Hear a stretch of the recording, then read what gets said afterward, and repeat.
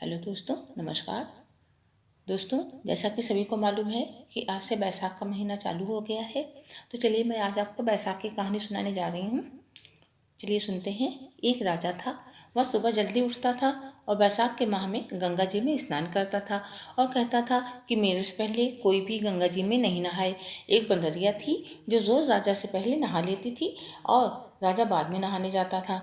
जब राजा ने पानी हिलता हुआ और बिखरा हुआ सा देखा तो उसने पहरा लगा दिया और अपने सिपाहियों को आज्ञा दे दी कि ध्यान रहे, मुझसे पहले कोई भी नहीं नहा पाए। गंगा जी के किनारे पेड़ था, उसके ऊपर बनरिया रहती थी। डाली के सहारे उतरकर बनरिया गंगा जी में नहा लेती और पेड़ पर जाकर बैठ जाती। बैसाख पूरा हो गया। उसे एक दिन सिपाही ने देख लिया।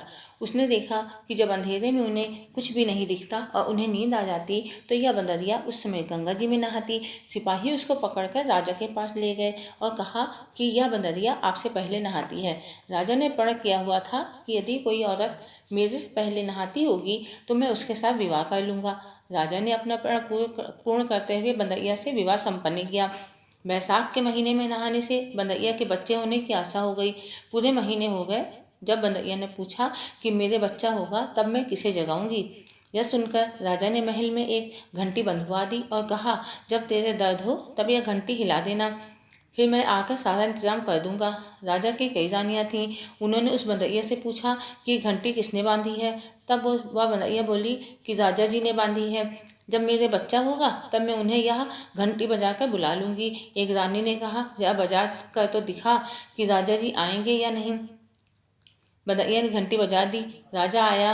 जब पूछा घंटी क्यों क्यों बजाई, तब बंदरिया बोली, रानी ने कहा था। बंदरिया के बच्चा होने लगा तो उसने घंटी बजाई और राजा नहीं आया।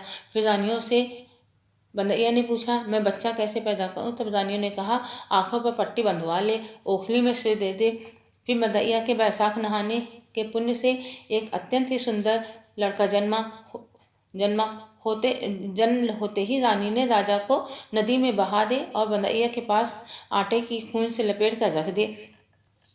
राजा ने आकर पूछा कि क्या बच्चा हुआ है। तब रानी ने कहा, बच्चा नहीं हुआ, ये ईंट पत्थर हुआ है। फिर राजा ने संतोष कर लिया कि रानियों के बच्चा नहीं होता, इसलिए इसके भी नहीं भी क्यों होता। उधर दासी बच्चे को फेंकने गई तो उसने बच्चे को नदी में फेंका नहीं गया। वहीं पर एक कुम्हार मिट्टी का बर्तन बना रहा था, उसके अंदर रख कर आ गई। कुम्हार और कुम्हारिन खुदी हुई मिट्टी लेने गए तो बोला कि हमारे बच्चा नहीं था, इसलिए भगवान ने कृपा करके हमारे पास इस बच्चे को भेजा है। यदि तो इसको पाल ले तो मैं हम इसे अपने साथ अपने घर ले चलें। कुम्हारिन, क्यों नहीं, जरूर ले चलेंगे। भगवान ने तो मेरी गोद भर दी, हमारी खाते ही भगवान ने इसे हमारे पास भेजा है।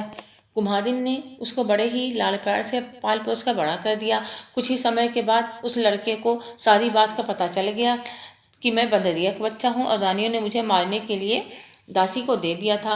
कुएं पर दासियां पानी भरने के लिए आईं तो वह दासियों को देखकर बोला कि मेरा मिट्टी का हाथी घोड़ा पानी पी लेगा। तब दासियां बोली, अरे मूर्ख, कभी मिट्टी का हाथी घोड़ा भी पानी पीता है।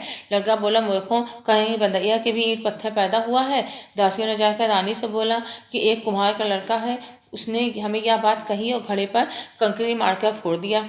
तब रानी ने जहर का लड्डू बनाया और कहा कि ये लड्डू उस लड़के को जाकर खिलाओ। दूसरे दिन वे दासियां उस लड़के को वह लड्डू खिलाने गईं तो भगवान ने उस लड्डू को गोंदगिरी का लड्डू बना दिया। अगले दिन दासियों ने आकर देखा कि वह मरा नहीं और खेलता फिर रहा है। इस पर रानी रूठ कर सो गई। राजा ने आकर पूछा, रानी सो क्यों रही हो। तब रानी ने जवाब दिया कि कुम्हार को अपनी बस्ती से निकाल दें। राजा ने कहा, मैं क्यों कड़वा बोलती है। पर रानी ने जिद करके कुम्हार को निकलवा दिया। कुम्हार जंगल में रहने लगा। वहां पर वह लड़का बोला, पिताजी, मेरे को 108 करवे और 160 गोले बना दो। वह ठंडे ठंडे घड़े भर कर बैठ गया। गणगौरों के लिए मिट्टी लेने के लिए बहुत सारी लड़कियां आईं। राजा की साहूकारनी भी आई और बगीचे में बैठकर खेलने लग गई। खेलते खेलते प्यास लग गई। ये लड़कियां उस लड़के से बोली कि हमें पानी पिला दे। वह लड़का बोला, मेरे पास ये गोलियां हैं, इन्हें खाती चली जाओ और मेरे पीछे फिरती जाओ। फिर कई लड़कियों ने कहा, मैं तेरी गोली नहीं खाऊं, हमें प्यास लग गई है, तू ही खा ले। फिर वह लड़की आगे आकर बैठ गई। लड़कियां एक एक करके गोली खाती गईं और ठंडा पानी पिया और उसके चारों ओर फिरने लगीं। सब पीछे सब लड़कियों के पेट में गर्भ रह गया।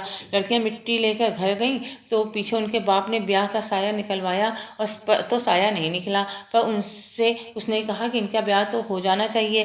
बाद में लड़कियों में से किसी का जी घबराए तो कोई रोटी नहीं खाए, कोई उल्टी करे। फिर सबने उनसे पूछा, तुम्हारे ये क्या हो गया? मुझे तो पता नहीं, मैं तो मिट्टी लेने गई थी, पर वहाँ कुम्हार का लड़का हमें एक एक गोली देता गया और पानी पिलाता गया और खुद बीच में बैठ गया और हमसे कहा तुम चारों तरफ फिरो। यह बात सुनकर सबके बाप कुम्हार के लड़के के पास गए और बोले, हम अपनी लड़कियों को विवाह तेरे साथ करेंगे। उसने सबसे 7 फेरे लिए। कुम्हार बोला, आप बड़े आदमी हो, राजा रानी हो, मेरा बेटा ऐसा क्यों करेगा? पर सब कोई उसके साथ अपनी अपनी लड़कियों का विवाह कर गए। बहुत सारी धन दौलत देकर लड़की अपनी लड़कियों को विदा कर दिया और इस तरह 108 बहुएं आ गईं। फिर सबके लड़के भी हो गए और 108 कमरे बना दिए। सब बहुओं के लिए भी कमरे बना दिए। फिर लड़के ने कहा कि पिताजी, हम सारे नगर में दावत का बुलावा देंगे। हमारे आपके इतनी बहुएं आई हैं और इतने पोते हो गए। कुम्हार ने कहा, जिमा दो।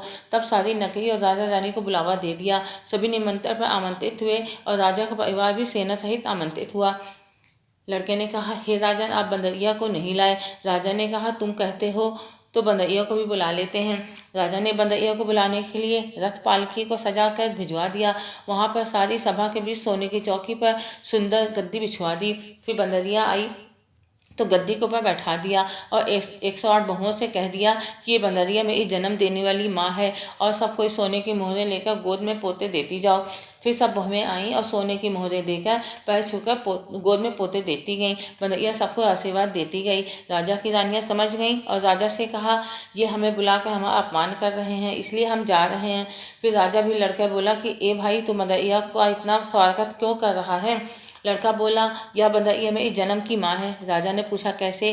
लड़का बोला, मैं बंदरिया से पैदा हुआ था तो तुम्हारी रानियों ने मुझे दासियों को दे दिया और कहा किसी नदी में बहा दो, लेकिन दासी ने मुझे नदी में नहीं बहाया, मुझे उसने खड्डे में रख दिया और कुम्हार और कुम्हारी ने मुझे पाल पोस कर बड़ा कर दिया। जो दासी मेरे को ले गई थी वो यहीं पर खड़ी है। दासी ने कह दिया कि हाँ, मेरे को दिया था, मेरे से इसे नदी में नहीं फेंका गया, इसीलिए इसको खंदेड़े में रख दिया। रानियां सुनकर चुप रह गईं। पीछे राजा ने रानियों को छोड़ दिया और बंदरिया को साथ ले गया। साथ में पोतों को, बहुओं और बेटे को साथ लेकर वे बड़े गाजे बाजे से अपने घर ले गया और सबको अलग अलग महल बनवा दिए।